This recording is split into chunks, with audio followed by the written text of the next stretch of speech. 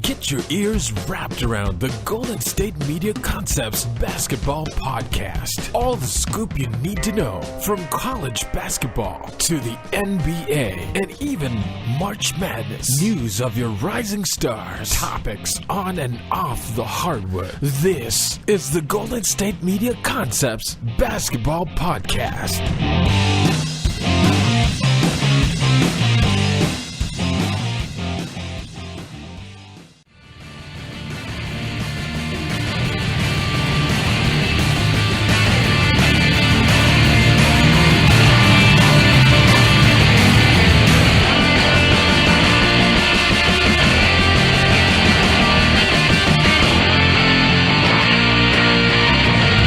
Hi, and welcome to the GSMC Basketball Podcast. This episode is brought to you by adamandeve.com. If you go to adamandeve.com and type in the promo code HOOP, you'll get 50% off just about any item. I'm your host, Jesse Tapia, and today, starting out with the show, we're going to be talking about this whole Markelle Fultz situation and how Philly has really handled it pretty poorly. But first, I just want to mention something. Why do teams keep trading with Danny Ainge? There's like a curse when you trade with Danny Ainge for some reason. Like with Minnesota and the Kevin Garnett deal, they're still recovering from it. They're barely getting good. And then Seattle giving the Ray Allen to the Celtics, they don't even have a team anymore. And then with Brooklyn, we all know how that trade ended up. They gave up Paul Pierce and Kevin Garnett and Jason Terry for 3 picks that turned out to be top 5 picks, actually. Only 2 of them turned out to be top 5s, but like I said, it was another good deal for Danny Ainge. And then with this whole Markelle Fultz one, his shoulder, he's not really doing too well, and the Celtics ended up with Jason Tatum. He's contributing big time. And then the Cavs, right now, they're without Derrick Rose, and they got Isaiah Thomas, Jay Crowder, and Ante Zizic, and the Brooklyn pick. But right now, Thomas is out till probably January. We're not sure how his hip is going to be. And then Jay Crowder is doing okay. Zizic doesn't really play. And Kyrie Irving's doing well for the Celtics. So again, why do teams keep trading with Danny Ainge? I will never know. But as far as this whole Markelle Fultz situation has gone, Philly has handled this so poorly. I don't understand why they're treating this whole Markelle Fultz thing so differently than Embiid and Simmons, because no one's expecting them to win this year. Let's be honest. Okay, yeah, they might have a chance at making the playoffs, but, I mean, they're going to get bounced in the first round because they're either going to have to play Cleveland, Boston, Washington, Milwaukee, or even maybe Toronto. But, yeah, no one's really expecting you to go far this season, so why are you throwing Fultz out there when he's supposed to be the future and now he can barely even lift his arms up? That doesn't make sense to me. Brian Colangelo, he said that a couple months back that Fultz changed his shooting form, and that's why his shoulder's hurting. But then a couple days ago, Adrian Wojnarowski, that's a tough one to pronounce, but Adrian Wojnarowski said that Markelle Fultz's agent talked to him and said that he had fluid, taken out of his shoulder, and that he literally could not raise his arms. Well, if he literally cannot raise his arms, then why is he even out there? What are we doing here? They preach trust the process all the time. So why are we throwing Markelle Fultz out there when it's only hurting him? Right now, he's shooting 50% from the free throw line and 33% from the field. If he's not playing well, he shouldn't be out there. But then it gets even better. Fultz's agent comes out and says later, a couple hours after that, he actually had a cortisone shot. He had fluid put into his shoulder. Okay, so which one is it, and why are we switching the story up? Obviously, you're his agent, so you should know what's going on with your player, but you switching up the story shows that obviously there's something going on that's even worse and we don't really know much about. And the whole Colangelo comment saying that his shooting form is what caused a shoulder injury. This team is not on the same page at all. You traded your number 3 pick and the Lakers pick to the Celtics, and the Celtics will get that pick if it's 2 through 5. But yeah, you traded that pick and then the 3rd pick in order to draft Fultz, and now he's out there and he's hurt. He's not playing well at all. This isn't the guy that we saw at Washington. Washington only won 9 games last season, but Fultz was without a doubt the best player on that team and most likely pretty much the best player in the nation. So now you got him out there playing injured and it's only hurting him, and there's no way that him being out there is going to help his shoulder. It's only going to make it worse. So why are we throwing him out there? Why are we not treating him like Embiid and Simmons? Like I said earlier, no one is expecting you guys to win. This is not your time, okay? This is still LeBron's conference, and frankly, you're not going to beat the next 5 best teams after that. So there's really no point in having him out there. I mean, I think his agent said a couple of days ago also that Fultz is out there. He's doing it for the team. He's powering through that. No, you can't be having your number one pick out there powering through a shoulder injury if he can't. He obviously can't shoot. I mean, we've been wondering all month what's going on with Fultz. He was supposed to be like this whole big thing, score both ways, driving in, mid range, and 3-pointers, and we're not even seeing that at all. It doesn't make sense to me. Philly, you've done so well so far in this rebuild. I mean, Sam Hinkie had a lot to do with it, but we won't even talk about that since Coangelo's there. So yeah, we're here deep in this rebuild, okay? You're getting so close to being a decent team, and now you just want to mess it up. I don't understand. There's no reason to have Markelle Fultz out there. Now they have him sitting for 3 games. He sat out their most recent game, and then now he's going to sit out 2 more. So why not just shut him down for the season, or shut him down till his shoulder is fine? Okay, because like I said, you're not competing with Boston. You're not competing with Cleveland, that's for sure. Milwaukee, no. The Raptors, no. The Wizards, definitely not. So what are we doing here? Like, you guys have a plan. Why are we going away from the plan? The fans, I doubt the fans are expecting them to do much this year. They've been so patient, so why rush things? I don't understand. Is it because Lonzo's out there and they have like this little mini rivalry going on? It baffles me. I mean, Philly was doing so well, and now they're going back to the old Philly with this whole mishap. Okay, obviously Markelle Fultz's agent is not on the same page with the front office, and the front office, they don't even know what they're doing either. Sorry about that, but when your agent's out there saying he literally cannot raise his arms to shoot, obviously he shouldn't be out there. There's no point. You're only hurting him, and it's going to hurt his career. You need to sit him and have him that's it. Just sit. There's no reason to have him out there, okay? Jared Bayless, yeah, he's not the best, and he's not your future, but he can do a job.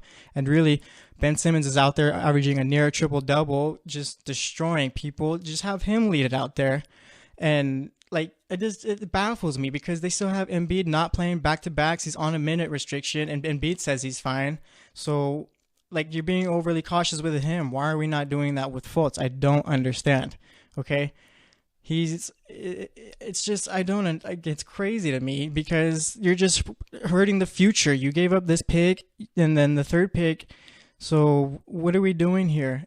And as far as everything else goes, you got Covington and all them. The Sixers will be fine. Fultz isn't someone that's going to like keep them out of the playoffs. Okay. I think the Sixers, they're an 8th seed, I guess 6 through 8. They can be, okay, if they have Simmons take over like how he's been. Simmons has been great so far. Everyone was wondering, he broke his foot. Maybe he's a little bit overhyped because he can't shoot. He's doing the job, okay? He's getting boards, he's getting assists, and he's scoring. He's doing really well this season. Just have him lead it. And then you got Embiid. He's going to be a future superstar. There's no doubt about that. He's just got to stay healthy. And so far, I mean, he says he's been fine. So, like, just run it through those 2 guys. And then Covington is nice. You have Saric coming off the bench. And you have a couple of veterans who will be able to lead this team also with Amir Johnson. When he was with Boston, he didn't produce too much, but he was a solid voice in the locker room, and he was like a leader, even though, like I said, he didn't do too much. So you have guys like that. So, like, it makes no sense to me. Why are we doing this?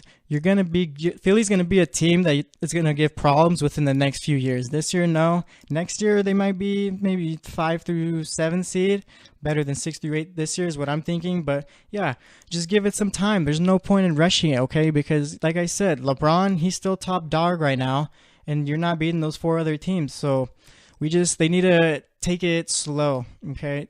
Sit Fultz out, wait till the shoulder is healed up, okay? Because honestly, the media and everyone is just laughing at them right now because how can you mess something like this so bad?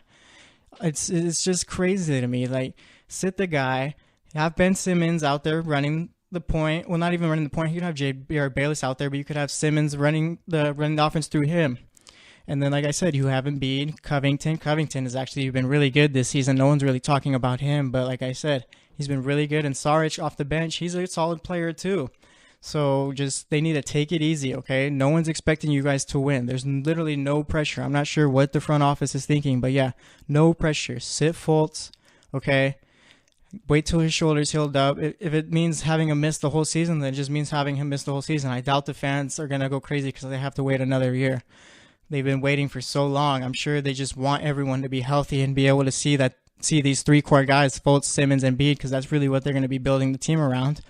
They want to see him together healthy because honestly, Fultz is not a bad player by any means. So you really don't need him out here destroying his confidence. Like I said, he's shooting 50% from the free throw line, 33% from the field. You're just killing the kid's confidence at this point. Let him rest, okay? Wait till his shoulder is healed up, and then we'll go from there. This team, his motto is trust the process, so do just that, trust the process. But that's what I have to say about that. We're going to take a short little break, and we'll be back to talk about how the East might be wide open this season. So stay tuned on the GSMC Basketball Podcast. Hey, are you looking to spice things up in the bedroom? Have you been fantasizing about surprising your lover with an adventurous new toy or adult movie? Well, AdamandEve.com has an offer that you're not going to be able to resist. If you go to their website, and for a limited time only, you'll get 50% off just about any item. But that's not all they're offering. Oh no. When you select your one item at 50% off, they're also going to give you 3 free adult DVDs, for that little inspiration. Plus a free extra gift. So essential, I can't even mention it on this podcast. And to top it all off, they're even going to throw in free shipping on your entire order. And we all know how we love that free shipping. And no, they're not kidding about any of this. So check out AdamandEve.com today for that special offer. You're going to get 50% off one item when you type in HOOP, that's HOOP, for the offer code upon checkout. When you do that, you'll get 3 free DVDs, a free extra gift, and that free shipping that we all love. Just use the code HOOP at AdamandEve.com. That's HOOP, HOOP at AdamandEve.com.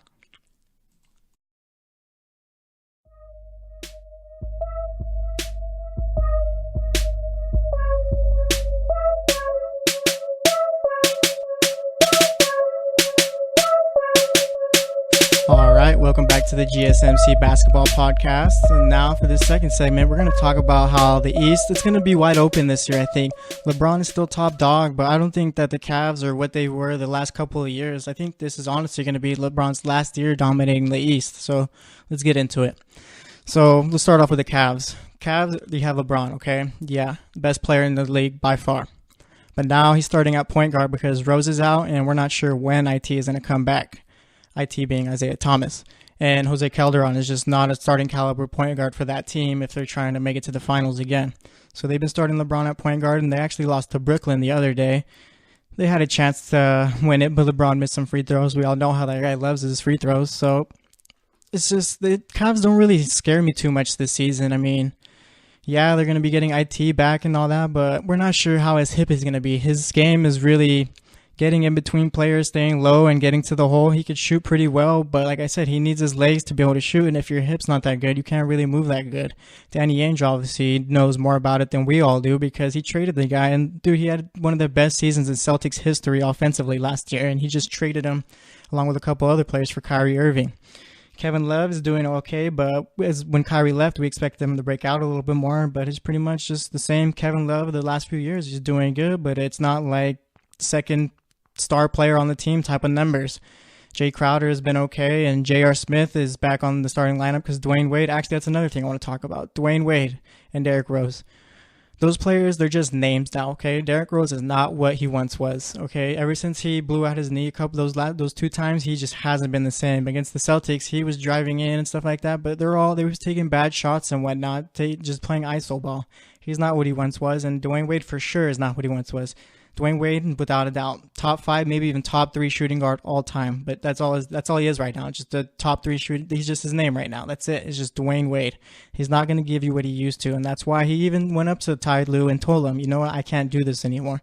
So the Cavs, they don't really scare me. LeBron is going to be LeBron always. This dude's averaging a triple-double pretty much playing point guard. But I'm not sure you want your star player playing point guard. You want him just out there doing what he does, but he's out here doing a job this early. And it's not looking really, they're not that scary this season. Just be honest, okay? And then the next team I want to talk about is the Wizards. They're always going to be near the top because of John Wall and Bradley Beal. But the added extra incentive for them is that, you know what, Otto Porter is looking like he's going to finally have that breakout season this year. Okay, we've been waiting for Otto to break out for a while. Paul Pierce said a couple years back, Otto just needs to be aggressive and stop being so shy. And you know what? It's looking like that. Otto's playing with more aggressiveness. He's showing more heart, and he's going to break out this season. This is going to be the season where Otto Porter finally shows us what he can finally do. So they'll be up there. John Wall, when the playoffs come around, we all know he's going to be the monster that he is. He's probably, honestly, I expect him to average around 25 to 30 in the playoffs just because that's just who John Wall is. He's a killer out there. Bradley Beal's always going to be that great second option. And like I said a few minutes ago, Otto is going to break out this season, so watch out for that team. Next team up, the Celtics. That whole Gordon Hayward injury, that killed him right there. Well, at least so we thought when it happened. Gordon Hayward, Kyrie Irving, and Al Horford, that was supposed to be the three right there. That was going to open up a lot of space and a lot of ball movement, and the team was going to that offense was going to be fast, quick, and they were going to score a lot of points. But with Hayward going out, the league worried, okay, what's going to go on with the Celtics? Hayward was supposed to be a key piece, and you know what? Jaylen Brown and Jason Tatum have stepped up big time. Tatum's averaging around 15 and 8 right now for a rookie, and that's incredible for a team that he's playing on right now. The Celtics are a win-now team. They're not trying to rebuild anymore. Yeah, they have those picks going on, but they're not rebuilding anymore. They're win-now. And with Tatum doing so well, that can only help, especially with Hayward missing and Jaylen Brown. That kid is going to be a superstar if he can develop a jumper. He gets to the hole with ease and gets fouled all the time, and his defense it's getting better. And then they have Marcus Smart also, who his shooting is but he's that Celtics player who the fans, you know what, he's that guy. You love him if he's on your team, you hate him if he's not. Because, you know what, he does flop from time to time, but he's also going to die for those loose balls, even if it's preseason or the regular season or playoffs. He's going to go hard, and he can guard the 1 through 4.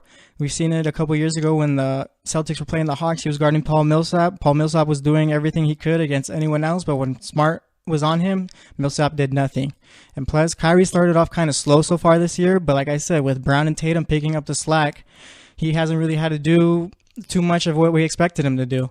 And when Al Horford's having a good game, the Celtics can win any time. Al Horford, he's really the unsung hero of that team. He doesn't really get his fair shake, but he's really the core of that team. Whenever he's playing well, the Celtics can beat anyone. And then that brings up Milwaukee. They're a young team, and you know what? They're going to be solid probably next year, honestly. I don't think that they're going to be near the top. They'll be top 4, but I don't think they'll be challenging the Cavs or the Celtics or Wizards, but they're going to be a good team. Giannis, he's my MVP pick for this season. This dude has been a monster. He's leading the team in points, steals, assists, and rebounds, and he's barely behind John Henson in blocks. Dude's out here averaging 36 points a game, not even shooting three-pointers, because we all know this is a shooting league. Okay, and the fact that he's out here averaging 36 points with only making maybe 1 3-pointer, if that, a game, that's incredible. Okay, he cannot be stopped. And then they got Malcolm Brogdon, who last year was incredible. No one really expected him to break out like how he did, and this year he's doing well. And then Chris Middleton is back, and he's a perfect 3-and-D player. I think he's averaging about 14 a game right now, so the Bucks are going to be a scary team to come. The East this year, I think it's going to come down to those 4 teams, more or less, the Wizards, Boston, and the Cavs. I'm not too high on the Raptors this year because they haven't really, they've been the same team over the past few years, and I feel like with the Bucks starting to get better and stuff, they're going to take the Raptors' place this year.